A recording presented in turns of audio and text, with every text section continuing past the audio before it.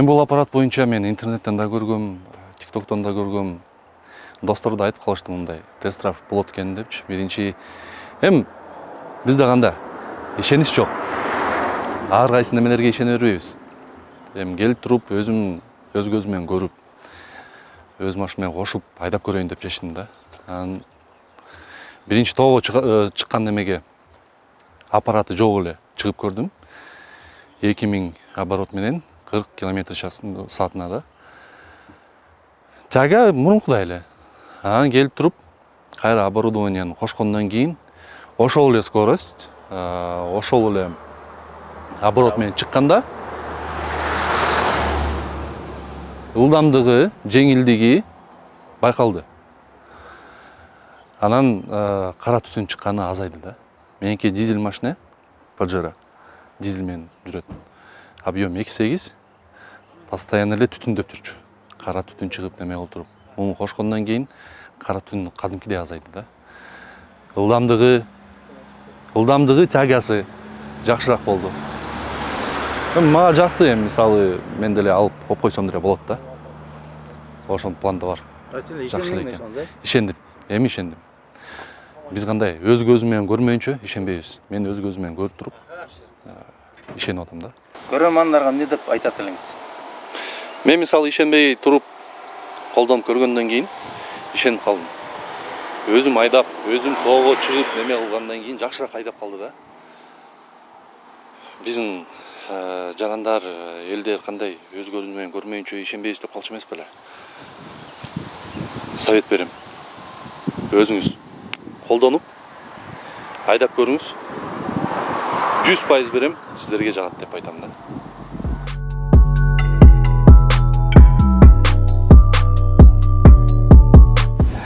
Акжолбек, өзүңүздү тааныштыра кетсеңиз. Менин атым Акжол. Сатыбалдиев. Мен бул тест-драйвга келип катышып көрөйүн дедим. Катышып көрүп, азыр полный установить этип, подъемдон чыгып көрдүк. Чыгып баратканда мурунку биринчи такпай туруп чыгып көрдүк. Андан кийин такпай туруп чыгып көргөндө 20 менен баратканбыз. 2000 оборотто чыктык. Мындай кичине кыйналганбыз.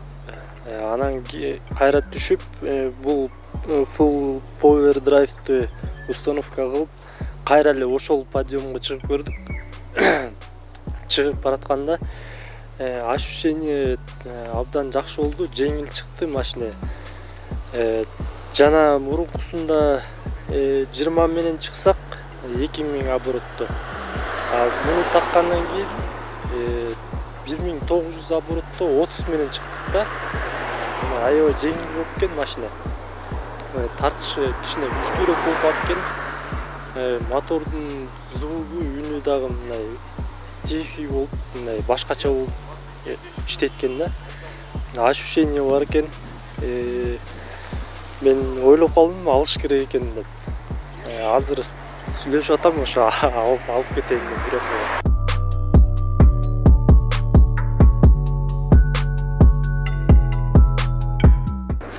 3 оборот менен чыгып атам. 2 оборот менен болуп калды да, уже 3-чү скоростька кошулуп.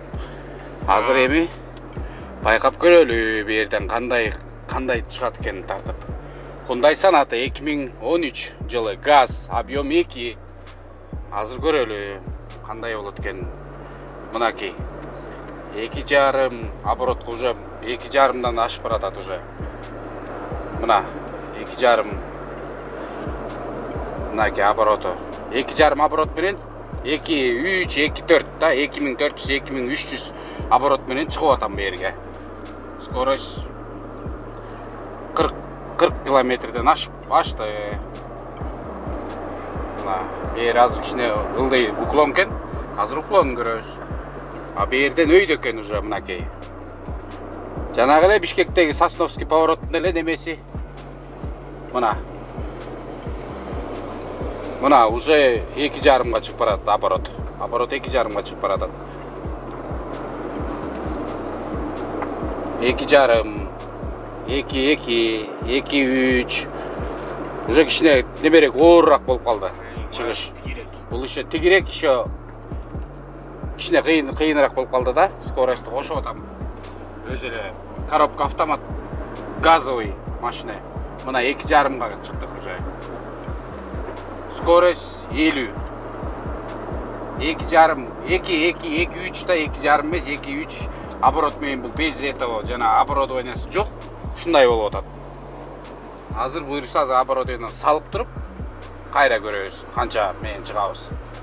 Бирок тяжело, өйдө чыккан, тяжело тянет да. Кыйналып, билинип атат да, эми сразу эле көп жылдан бери эле машина айдайбыз. Билебиз да, мына бериң вообще уже 2ге которулду. Өзү эле автоматически 2ге которулду.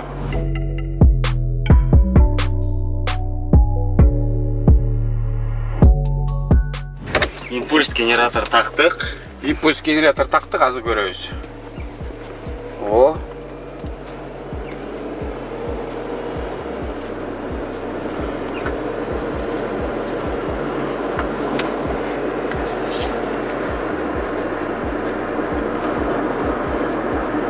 Мынакей жигиттер. 2 менен чыккан, 3 менен чыккан жерге бул 2 менен чыгып атат. 2ге жетпейт. 2ге жетпейт.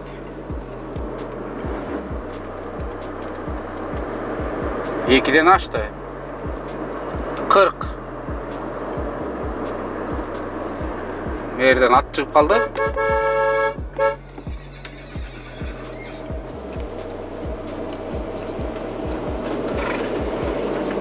Автоматически эле өзү эле 2ге которуп калды да.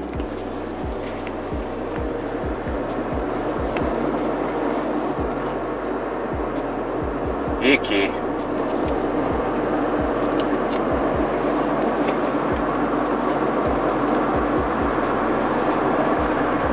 Элүү менен бартам. 2ге жетпей эле бартам да. Жана 2-3, 2-2 болчу. Мына азыр 2ге жетпей эле кетип баратат.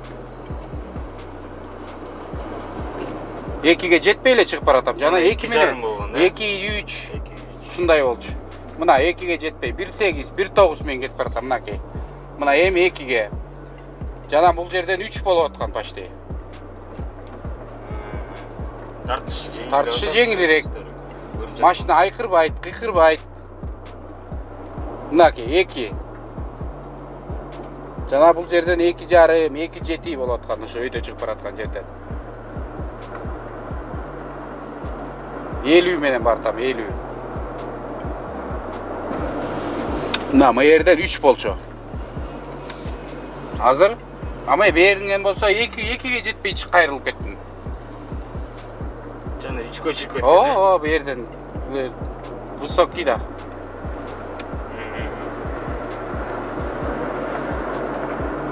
Сразу эффект берди. Сразу берди. Сразу эле берди. Сразу эффект. 5 минут болду. Мына. Мынакей. Мына. Жана 2,5, 3кө чейин уш жакка чыгып аткан. Мындай тоогочу. Мына тоонун ишемесиңер көргөзбөйчүмү тоолордо?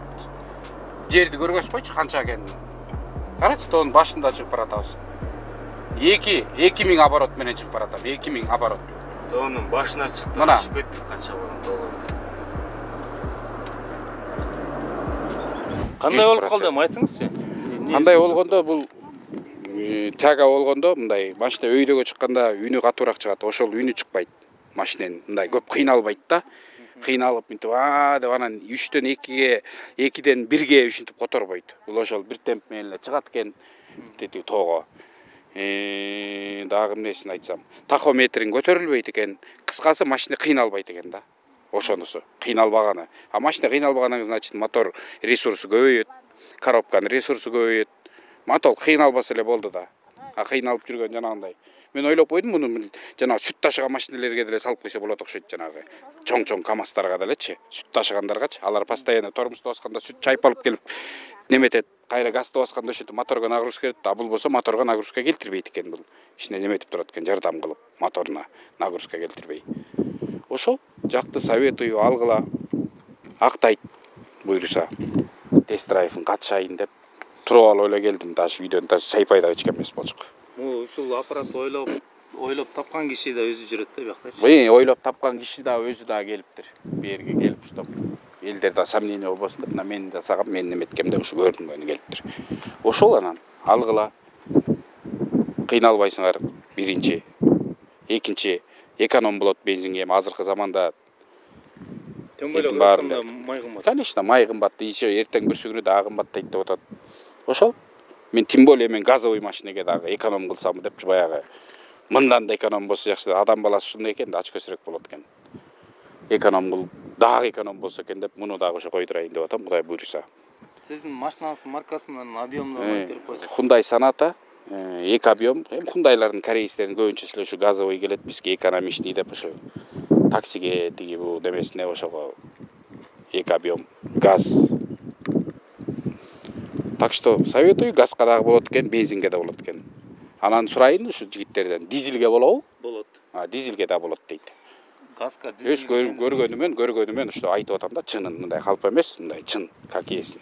Өзүнө сурап айтып атам. О, болот дей берип да алдап кетеби деген ой болсо, мына тест-драйв десеңер любой время кылып да беришет да. Салып, айдап көрүңүздөр, 3 күн, 5 күн жакса болот, жакпаса эми өзүңөр, ар бир адамдын өзүнүн карактери, өзүнүн немеси бар.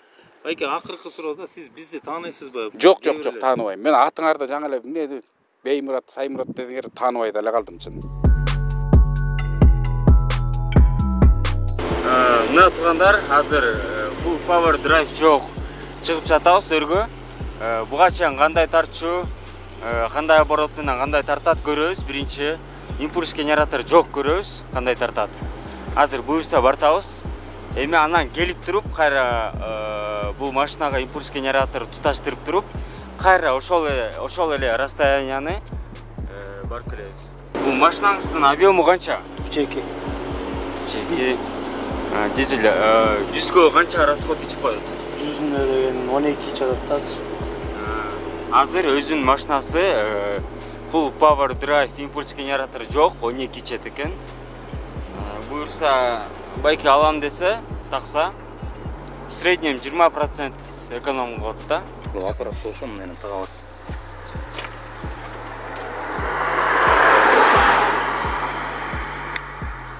Мындайны табылат. Бияк жагы, мисалы бирөөсү деген кузовка бул мүнөсү. Бияк жагы болсо предохранитель зажигание тагылды. Плюсу да. Болсо Full Power Drive деген уникальный аппарат. Азыр байке болсо ушул нерсени көргөнү жатат да. Бул чын иштейби, чуда аппаратпы, TikTokко чыгып алып сайрап атышат булар деп ойлоп атышат азыр.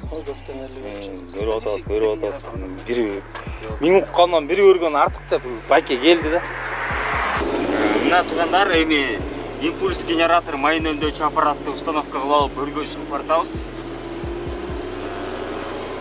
Алгачкы минуттар салгандан кийин эми көрөбүз, чын эле тартыш жеңилдейби, чын эле эффект береби. Бул жерден биз тартышын гана билебиз. Анткени майын болсо дагы мындан көбүрөөк километр жүргөндөн кийин билинет май эконом кылганы. Бул жерден тартышын билебиз, жана зыяндуу калдыктардын, бул шетелден чыккан кара түтүндөрдүн саны азайганын. Өргө тартып айдап көрүп атат. Бул жанагы өргө тартканда мотор кыйналып кетип жатпайбы?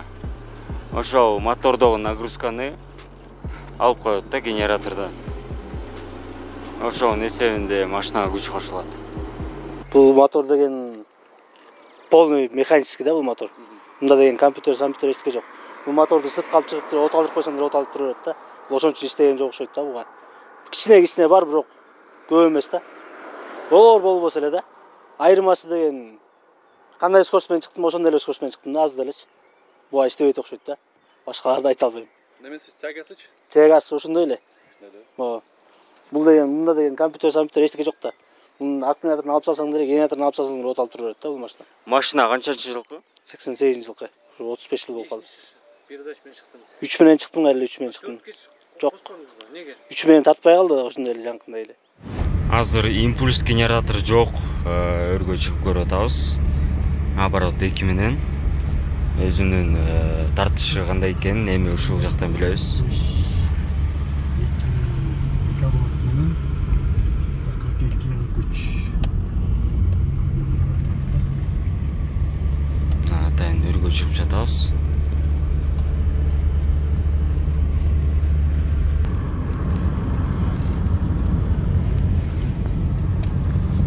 Ашууга чыгып жатабыз буюрса. Мына келдик. Өзү айдап келип көрдүк. Эми кайра шутбокс тагабыз. Шутбокс тагып туруп, эми кайра өйдө чыгабыз. Мына импульс генераторду тагып алып, установка кылып туруп чыгып бартабыз. Байке, мындай эффект болуп атабы? Мындай тартышы жеңилдедиби? Эффект болуп атат, мындай жеңил болуп калды да. Жанагы салыштырмалуу бир топ эле сезилип атат. Машина мындай оңой эле чыгып бараткандай сыяктуу. Жана мындай кичине тягасы башкача болуп аткан. Азыр кыйналган жок да машина. Тартышы жеңилдеди. Тягасы кошулду окшойт да. Тяга. Азыр кайра чыгып атабыз. Тяга жеңилдеди дейт. Атак салганыбызга 5 минут эле болду. Уже эффект көргөзө баштады. 1200 километрден кийин негизи өзүнүн эффектин көргөзөт да. Жакшыраак көргөзөт да. Боле. Азыр болсо уже эле 5 минуттан кийин эле тартышы жеңилдеп баштады. Өргө чыгып көрдүк. Өргө айдап, эми кайра обратно түшүп бартабыз. Асына.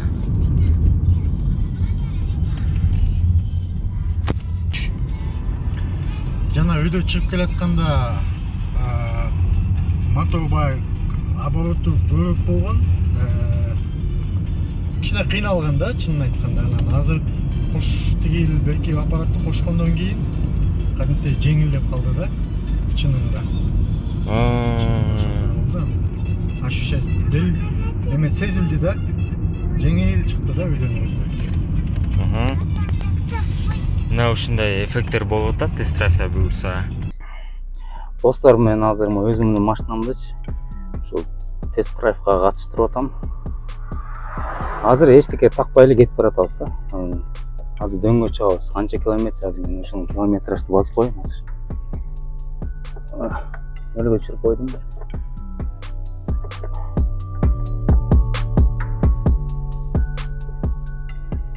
Мына өлгө түштү. Азыр көрөбүз канча километр. Бир жерден кайра ошончо километр мен жүрөм.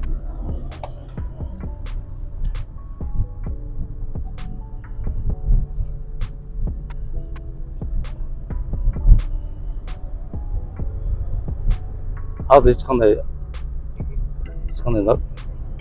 full power drive жок. Мен азыр 3 менен кетип баратам, 40-чы. Мына 60 менен кеттим. Тахометр 3тен ашты. Бул Avion 1.3 Honda Fit үлгүсүндөгү унаа. 2003-жылкы. Мо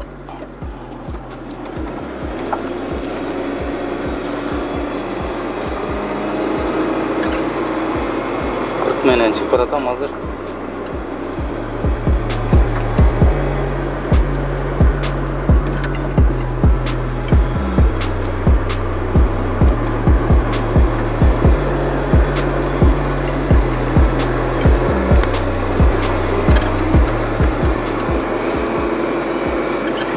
Мен элдин баарына реклама кыла бербей, өзүм дагы текшерип көрөйүн деп дедим, кандай болот экен.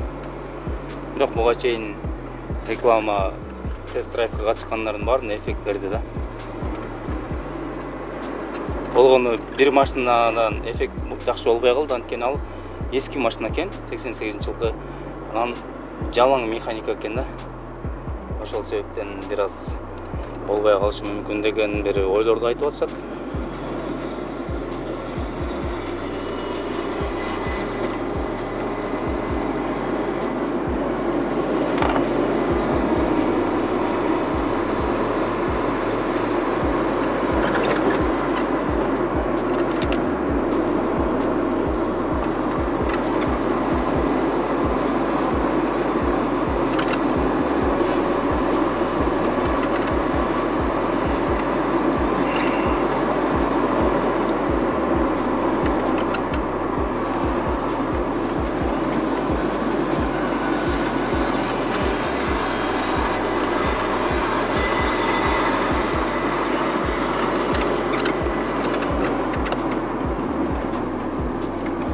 башка резко поворот келмейяктан 40 менен чыксаң оң колго сайын сүрөсүң. 2 километр болду.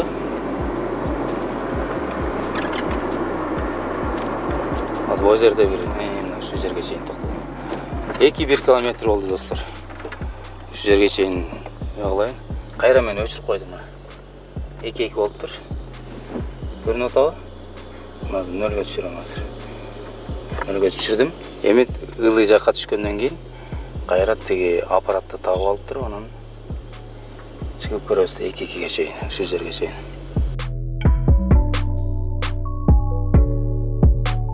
Достор, мына биз тактык. Full power drive'ды тактык. Алып кеткен соң кенде кыйка бербей менин өзүмдү кандай качып көрөйүн эле.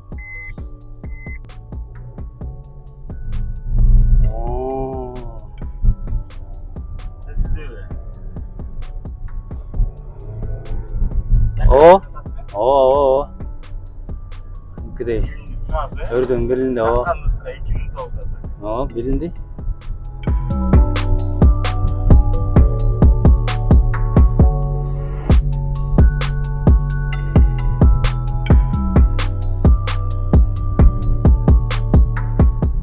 Жанагындай эле 40 менен кетип баратам. Жок, батырага. Жок, мындай тартышы мындай башкача болуп калды да. Жана кичине кыйналган соткон да.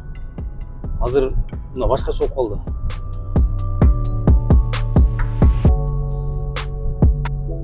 Үнү дагы мындай чыккан, башкача. Мына.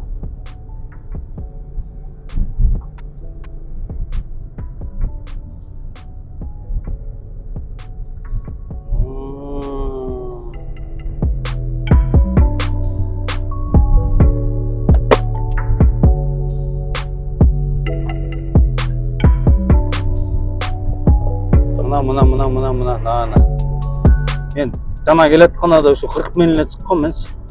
Тахометр деген 3төн ашып аткан ошондочу. Азыр деген 3кө жетпей баратат. 2,5 менен кетип баратат. Тартыш машина болуп калды. Жана 3,5 менен кетип атканса? 4кө чейин кетип аткан. 4кө чейин. Азыр 2,5 менен кетип аткан. Вау, это просто магия. 2,5 3кө кичине жетип калат. Санатадагы ушул жактан именно 3кө чыккан санатада. Калган жактардан 2 таккандан кийин 2,1 менен чыкты. Мен да өзүм деле мына карап таң калып атам. Мына результат. Сен айтып атканда магический результат.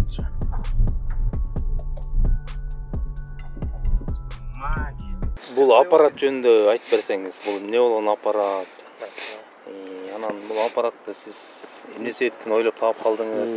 Бул импульстуу генератор. Бунун кызмети көлүктүн генераторуна күч косат, күч көбөйтөт. Ягни онун әсерин көбөйтөт.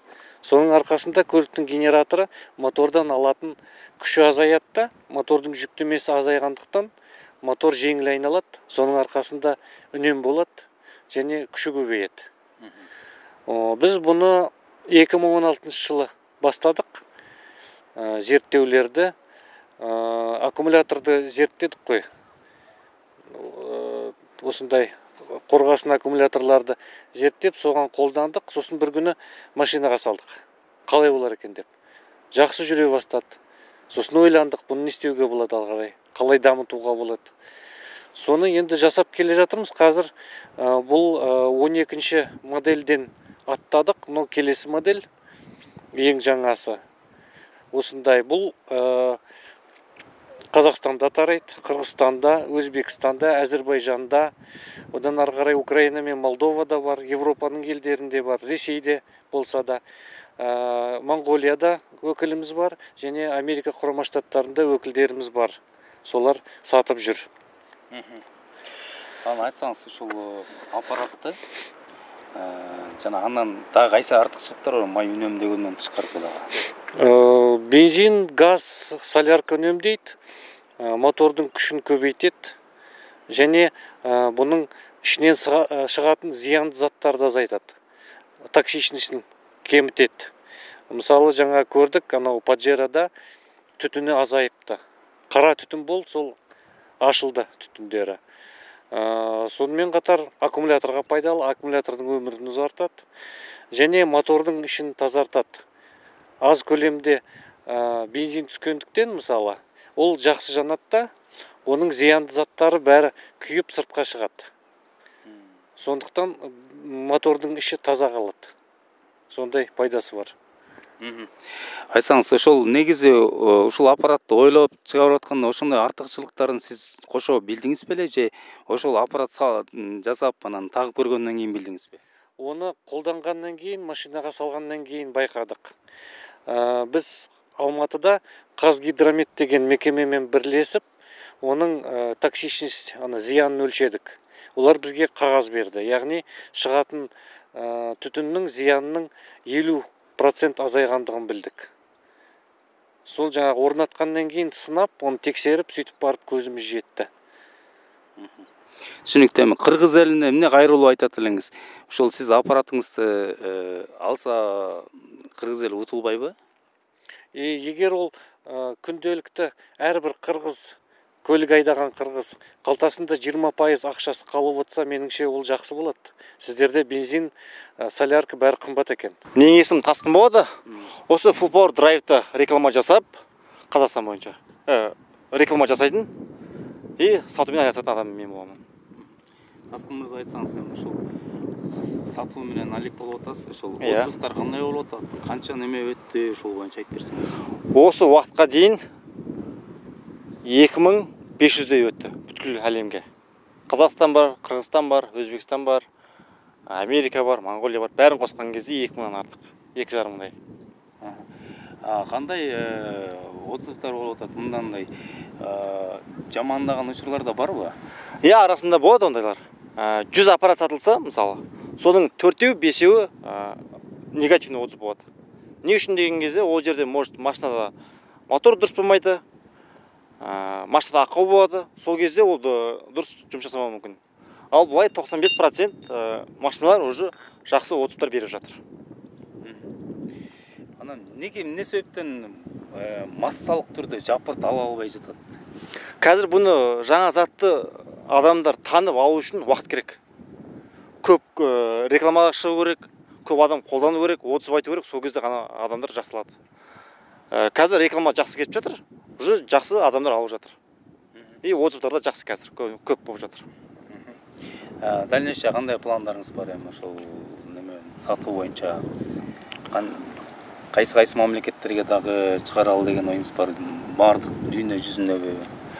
Қазір бұйыртса осы Қырғызстан бар, Монголия бар, Россия бар, Қазақстан бар. Енді ары қарай көбейте береміз. Егер басқа мемлекеттерден алып, сол сатамыз деп жатса, партнер болып істесек болады. Қалай қолдану керек, қалай жалғау керек, қалай диагностика жасау керек машинаға. Соның бәрін өзіміз үйретеміз и өзін мемлекетте сатса болады. Сіз өз аузыңызбен айтыңызчы, гарантиялар боюнча да. Мисалы биз Кыргызстанга сатып атабыз азырчы. Ошол канча убакытка чейин гарантия берилет, анан кайра возврат боюнча, ошолор боюнча айтып берсеңиз. Бұл аппарат машинаңызда 10 жыл, 7 жыл, 10 жыл тұра береді машинаңызда. 1 жылға гарантия береміз.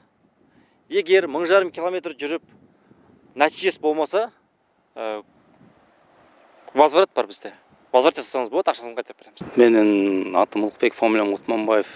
Ошол Full Power Drive'ды ошо Кыргызстанга алып келип, сатып жаткан ошо партнер болуп иштеп жатабыз азыркы учурда. Азыр Кыргыз эли акырындан көрүп, билип, бул эмне болгон балекет экен деп мындай таңыркап карап турган мезгилде, анан буга чейин көрүп билип жүргөндөр, буга ишенгендер дароо эле алып атат азырчы. Шарт эле ал акчасын алып эле, машинасын салып алып, үнөмдөп, машинасын үнөмдөп, экологияга да жакшы салымдарын кошо баштады. Жакшы.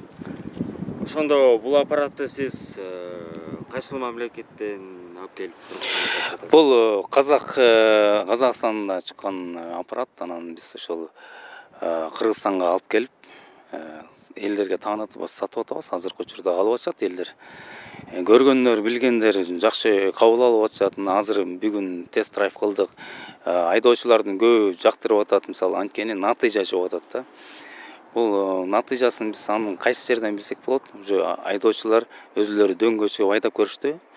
Анда тартышы сонун болуп калып атат. Эми майды үнөмдөш үчүн алар бир канча убакытка чейин айдап көрүп, анан салыштырып көрсө анан билинет да. Бирок буга чейинки отзывдардын баарын карап көрдүк.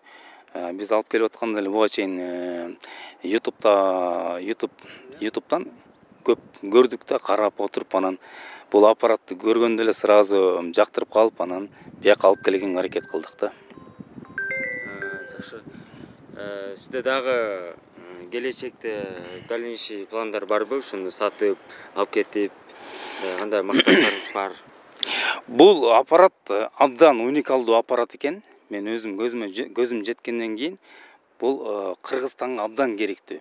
Эмне себептен дегенде, бул биринчиден май үнөмдөлүп атат. Экинчиден өргө тартышы жакшы болуп атат. Анткени Кыргызстан тоолуу өлкө болгондуктан ар кайсы жерде ашууларыбыз көп. Бул экинчиден аябай артыкчылык болуп атат. Үчүнчүдөн Кыргызстан үчүн керемет кооз, Кыргызстан үчүн экологияга зыян тийгизбей пайда алып келип атат да. Бул үч жагынан тең утуп атабыз. Андан тышкары дагы көптөгөн пайдалары бар экен. Аккумулятордун иштешин жогорулатат экен, мотордун жүрүшүн көбөйтөт экен. Буга окшогон пайда жактарын айтып отурса, бул абдан көп пайдасы бар экен да.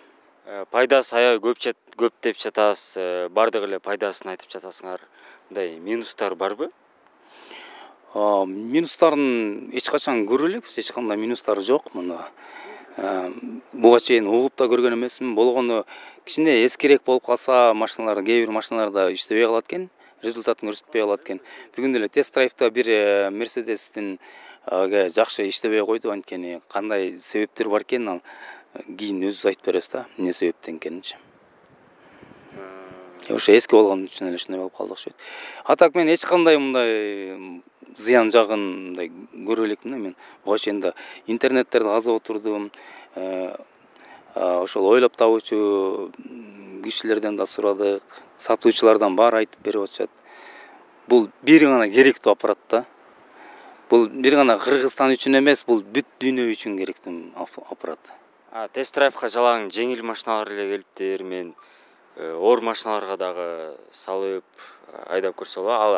Андан дагы бензин үнөмдөлөбү? Жакшы суроо бердиңиз. Бул жүк ташуучу унааларга дагы абдан керектүү аппарат экен. Биз азыр жеңил унааларга тест драйв кылдык. Келечекте Кудай буйруса оор жүк ташуучу унааларга дагы тест драйв кылып, аларды текшерип көрөбүз. Себеп дегенде бизде дагы оор жүк ташуучу унаалар көп. Анан аларга дагы жанагындай 20-25%ке чейин майын үнөмдөйт экен. Жанагындай эле ушундай эле артыкчылыктары бар да. Жеңил унааларда кандай артыкчылык болсо, жүк ташуучу унааларга деле ушундай артыкчылыктар бар.